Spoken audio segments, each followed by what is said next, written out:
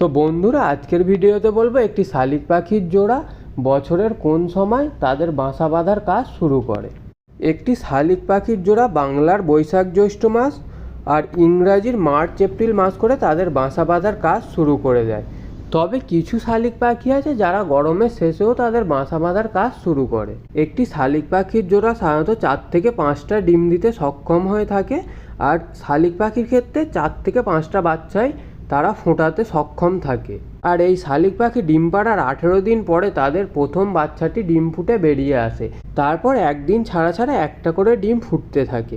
আর শালিক পাখির বাচ্চা ডিম ফোটার পর থেকে 15 থেকে 17 দিন টাইম লাগে তাদের বাসা ছেড়ে বাইরে বেরিয়ে আসতে। আর শালিক পাখির বাচ্চা বাসা থেকে বের হওয়ার পর প্রায় 1 মাস সময় লেগে যায় তারা নিজে থেকে খেতে শিখতে। আর এই 1 মাস সময় তার বাবা মা অত্যন্ত যত্ন সহকারে তাদেরকে খাইয়ে দাইয়ে বড় করতে থাকে।